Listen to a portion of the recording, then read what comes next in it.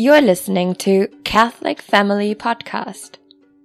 And I think one of the heaviest criticisms, which I find to be just ridiculously untrue, is the problems with Archbishop Thuc. And maybe if you could, Father, maybe you want to start at the beginning, I suppose, wherever you think would make the most sense to try to clear the name of this good Archbishop and this good man. Yes, very good point. And like you said, this would be worthy of another podcast altogether. But Archbishop Thuc from Vietnam was a traditional thinking bishop, and he went, John the 23rd called Vatican II, so obediently he went to Vatican II, and he was one of the small group of bishops, along with Archbishop Lefebvre and others like Cardinal Ottaviani, who were very much opposed to the modernism and the progressivism that they saw infiltrating itself into the council. So they did what they could to fight against it. Well, when the council ended, he was not able to return to Vietnam because of the communist takeover. So he simply retired in Italy at the time and kept a low profile. Now, Archbishop Thuc was very well educated. He had 3 doctorates. He could speak French fluently, of course, like a second language, and Latin, as well as, of course, his own Vietnamese. But as I said, he lived in Italy, kind of in retirement, and had Mass, and I think was a confessor to a convent of nuns. And then when Archbishop Lefebvre was going to start his seminary in 1970 or 71, he actually went to Bishop Thuc and asked him to be the rector. He asked him if he would take over the work of the seminary, because Archbishop Thuc was known for that. He started a seminary in Vietnam. He was so well educated, and that was, you might say, right up his alley. But because of his age, he declined that request. And then there was this group from Spain, and they claimed, the man who started it claimed to have visions of Our Lady, etc., a place called Palmar de Troya. And he went or sent a couple priests to Archbishop Lefebvre and wanted to know if Archbishop Lefebvre would give them priests and a bishop. And Archbishop Lefebvre said no, he wouldn't, but he directed them to go to Archbishop Thuc. Said, well, why don't you go speak to him? He's in retirement. I'm busy here. Maybe he'll help you out. So at that recommendation, Bishop Thuc went to Spain, ordained some priests, some of their seminarians as priests, and consecrated, I believe, 1 or 2 of their priests then as bishops. Well, then they completely went off the deep end. I mean, they started consecrating everyone and anyone and ordaining young men who were quite young, and they just, one thing went to another. They were really a cultish group. They still are, where they had changes in the Mass, in the liturgy, and in the Bible, I believe, all kinds of strange things. So he regretted that. Bishop Thuc, that he ever had been involved in that, and he denounced it. I've heard that he consecrated or ordained a couple of other clerics that maybe were questionable, but you can understand a bishop who did not want to die and go to the grave, taking with him his power of orders without passing it on to the remnant church. And I say this because Archbishop Lefebvre continued to insist that he would never consecrate a bishop. So now this is, in the early 80s. Archbishop Lefebvre continued to say he did not want to offend the authorities in the Vatican, so he was not going to consecrate a bishop, which, of course, as we know, he changed his mind on. But at the time, this is 1981, he was adamantly opposed to that. And so a group of sedevacantists from Germany, I think from Munich, a couple doctors, went to him and asked him if he would consecrate Father Gerard de Laurier. So he did, consecrated de Laurier, and then he consecrated 2 priests from Mexico. And so basically all the traditional bishops that we have come from one of those 2. The 2 bishops from Mexico, one of them did not consecrate other bishops and then passed away. So all the traditional bishops we have either come from the line of de Laurier through Bishop McKenna, or from Bishop Carmona through Bishop Pivarunas and the other bishops that Bishop Carmona consecrated. So the allegation, I guess, really the calumny against Archbishop Thuc was that, well, he was senile, and how can we know that we can trust his orders to be valid? Because look, he got involved with this group in Spain, and look at how they turned out. And of course, my reply is, well, our Lord chose Judas to be one of his 12 apostles, and look how he turned out. So are we going to say there was something wrong with Christ because he chose Judas? You can't tell how people are going to react and behave a year from now, 2 years from now, 10 years from now. So that cannot be a reason for rejecting Archbishop Thuc because of what he got involved with at that time, wanting to pass on the power of orders. However, I used to go to a church in Louisiana. This is back in the mid 1980s. And there were several people there who were fluent in French. And they told me about a meeting they wanted to have with Archbishop Thuc. So they heard about his consecrations and they wanted to meet him. And there had been these accusations that he was senile. And so they had this dinner arranged in Dallas, Texas. And Archbishop Thuc, who was living in France at the time, came, and Bishop McKenna, who was Father McKenna, was there, and Bishop Musey, who was Father Musey, and these laymen. And this is Cajun country, southwestern Louisiana. So these are people who speak French fluently. And they said at the dinner, Archbishop Thuc was totally in his right mind. He was cracking jokes. He was speaking fluently in French, and they could understand every word he said. And they said there was nothing about senility whatsoever detected in him. But Archbishop Thuc began to get these requests from here, there, and everywhere to consecrate this one or ordain this one. And so he ended up choosing to come to the United States to live in Rochester, New York, where there was a community of traditional Franciscans. And so he lived there. Well, one of the Franciscans, who was a seminarian at that time, is now a priest, and he is in Louisiana, Father Francis Miller. So Father Francis Miller came to Mount St. Michael to a Fatima conference a few years ago and told his story. And in the course of that story, he said, now, there are several things that I never have told anyone, and I'm going to tell you now for the first time. So he went through the whole history of Archbishop Thuc, who was there at their seminary for, I think, about 13 or 14 months. It was a little over a year, if I remember. And Father Miller, at the time, was just a seminarian. He was in charge of providing for Archbishop Thuc, making sure he got his meals, serving his mass, seeing if he needed anything, etc.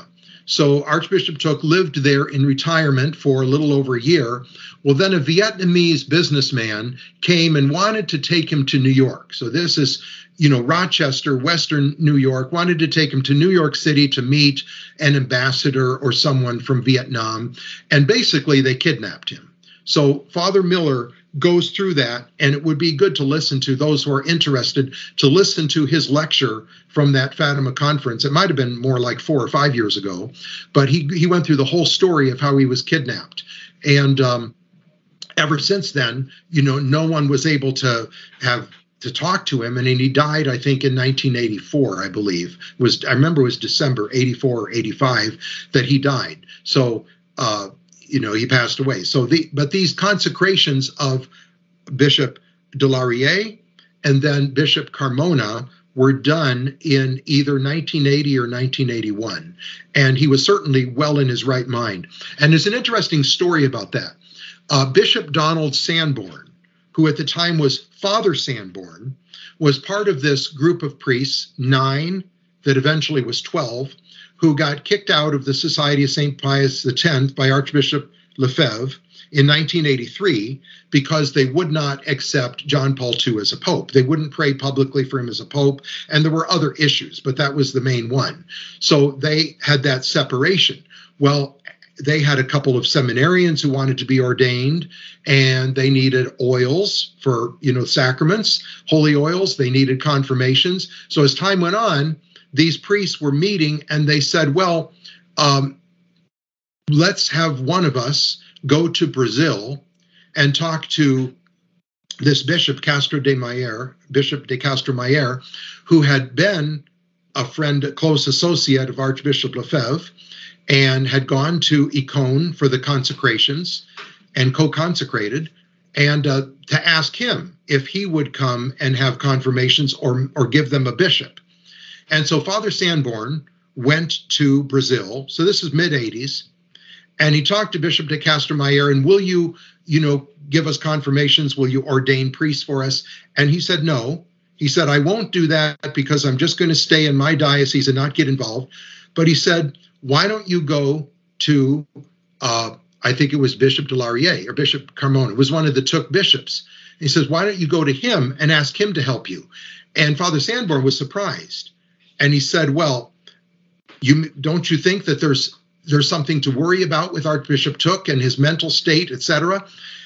And Bishop de Castro Mayer kind of laughed. And he said, well, if anyone is qualified to say that the consecrations were done correctly and that he was in his right mind, it would be Bishop de Laurier. Now, Bishop Gerard de Laurier was a theologian. He was a well-known Dominican theologian who had collaborated with Pope Pius XII on the dogma of the Assumption of Our Lady. He was a teacher in Rome, a highly respected theologian. He was the author of that study that's referred to as the Ottaviani Intervention.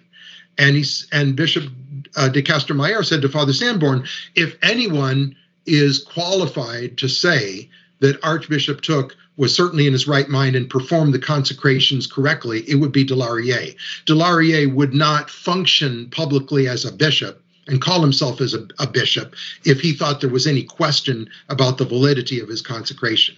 And these two doctors from Munich were there, and they took pictures, etc. So it really is a calumny to say that Archbishop Thuc was not in his right mind. We can't trust his consecrations. Everybody knows he was a valid bishop under Pope Pius XII, highly regarded by Pope Pius XI, who had given him a unique faculty to consecrate bishops without even having recourse to the Pope because of the circumstances in Vietnam. So highly regarded, highly educated.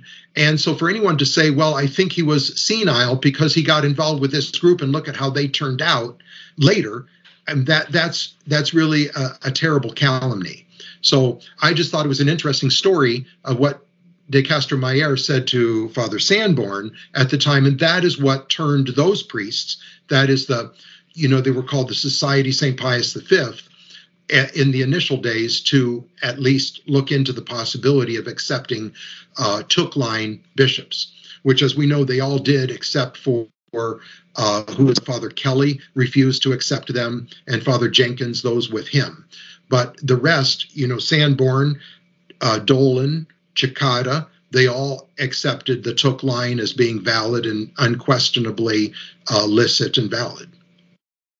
And I know that Father Cicada, God rest his soul, had a very, very good series or a podcast about it as well, which I'll try to link to this, that really, it pretty much says exactly what you said, Father, but I guess in his own way, and really puts to bed any issues with it. It's just, they really become almost ridiculous. I think when I hear you tell me the story and I hear Father Cicada, it really seems like calumnious work of the devil. And I think that's really unfortunate. It's something that, again, I really appreciate you coming on, Father, to help clear these things up as this congregation continues to grow. And as I hope, as we all hope and pray, people start to wake up to the evils of the world and the evils of the Novus Ordo, the problems and lukewarmness with the SSPX. And I think that now is a great time for clarity. And I hope that these podcasts have done so. And I can't thank you enough, Father, for sticking with me and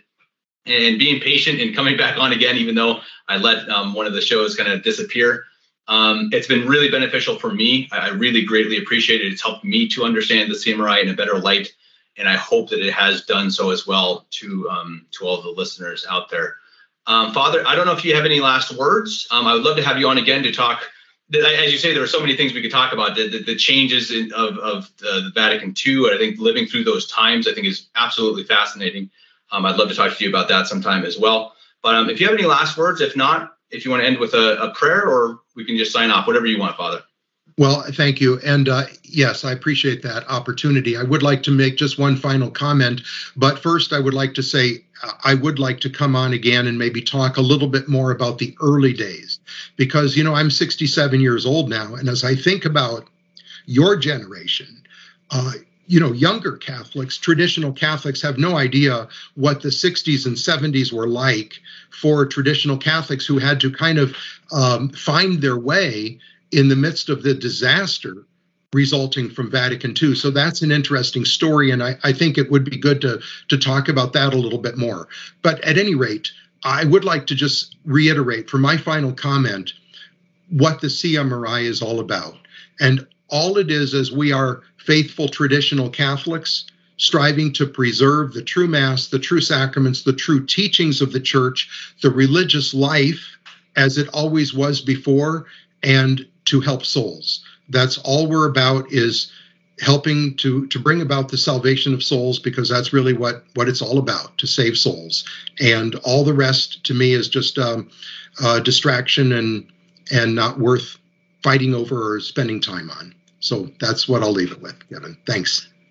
Thank you so much, Father. And I would ask anyone listening to this to pray for Father, pray for all of the priests of the CMRI, the nuns, the brothers, the people. We are all in this together as a militant church. So always remember to pray for priests, pray for more vocations, and pray for the minor seminary, where two of my brothers are right now. And hopefully, as Father said earlier in the show, the youth is the future, and we need to pray for them as well. Father Benedict, thank you again so much. And I cannot wait to have you on for a said podcast here in the near future. God bless you. Thank you, Kevin. God bless you too. All right. Bye. You've been listening to the Catholic Family Podcast. If you enjoyed this show, please share it with your friends and family. You can support the production on Patreon and PayPal, and you can reach Kevin at kevin89davis@gmail.com. Ad Maiorem Dei Gloriam, all for the greater glory of God.